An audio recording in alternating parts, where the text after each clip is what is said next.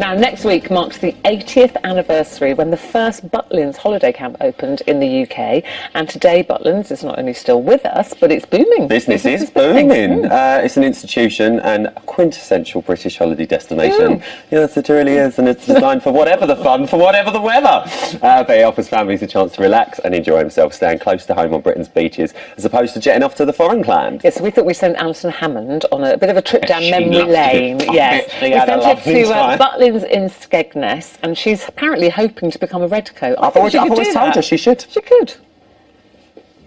Next week celebrates the 80th birthday of a British institution which continues to entertain the masses. I know what you're thinking, no, it's not this morning, we're not quite 80 yet.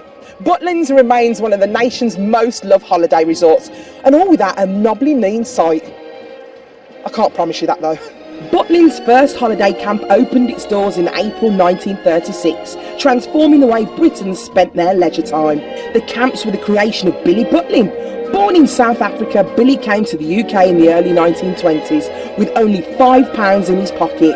With a keen business brain and a real knack for knowing what the public wanted, Billy saw a gap in the UK holiday market. So Chris, how did Butlins start? Well, when we look at this chalet, this is where it all started. 1936, Billy Butlins at Easter opens his first holiday camp. And we have to remember, 36 was so different to what it is now. What was so unique with Butlins when it was launched? It was an all-inclusive holiday. You knew what you were going to pay. 4 meals a day, all the hard work taken out of the holiday experience. What do you think it is about Butlins that people just flock back all the time? I think there is a lot of fond memories of it, very much with extended families. We see the grandmas, mums, children all coming, but also they get to experience things for the first time with the splash water world. They've never experienced a swimming pool like that before. Seeing entertainment that they see on TV like Diversity or Brainiac and actually see it coming to life. For a lot of young children, this is probably their first ever live entertainment. And to do it as a family and share it, I think that's the most important thing. Whilst they've changed dramatically since 1936, it's not just the chalets that have had to adapt and keep up with modern demands. So, Chris, at its peak, it had about 9 resorts. What was the main reason for the decrease in people coming? Yeah, I think we did see in the 70s we lost our way a bit. Package holidays came over. All of a sudden people wanted to discover foreign places to go on holiday. That had a major impact.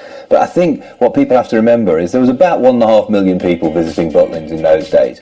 2016, 1.5 million people will still visit. So we're as popular as ever, but in a different way. To keep the guests entertained on resort, there's been a variety of attractions at Butlins over the years, from swimming pools to monorails, and obviously a selection of fairground rides. One feature that has remained the same during its time are the iconic Redcoats. With stars such as Des O'Connor and Stephen Mulhern, all members of the Redcoat alumni, these Redcoats certainly have big shoes to fill. They're not filling my shoes. Tell me exactly, how did the Redcoats come about? So obviously Billy Butlin had a fantastic holiday offer. He wanted there to be a host, so someone who was naturally easy to find, easy to host all the events, etc. So he asked one of his colleagues, Norman Bradford, to go into town and buy a bright coloured coat that would make him stand out. Norman came back with a bright red jacket, much like the ones you see the Redcoats wearing today. And basically this was kind of a natural person who was a fantastic host. Guests naturally gravitated towards them, so they were easy to find their way around resort, and it was someone who they knew who to go to get all the answers and also to help them find the best way around their holiday. What's life like as a Redcoat? It's fantastic. Obviously, loads of fun, meeting lots of new people. There's so I believe you can get me through the night. Alison, What? obviously not everyone can be a Redcoat. You've got to go through all the training process first. Well, what do I have to do then? Oh, come on, follow me. Okay, Alison, so today we're going to teach you 3 different circus skills. We're going to teach you to Diablo, plate spin, and then jiggle. I can't wait.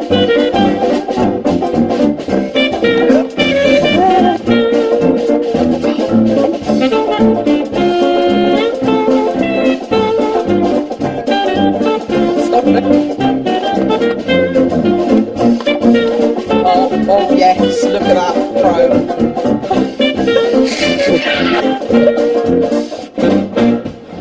Over the years, Butlins certainly has had a lot of competition to deal with.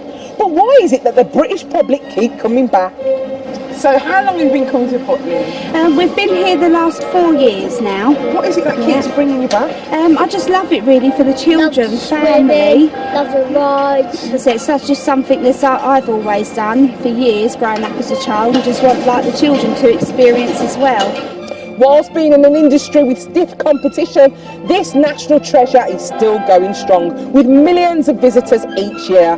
Butlins certainly is larger than life, and it attracts more than just a glamorous granny.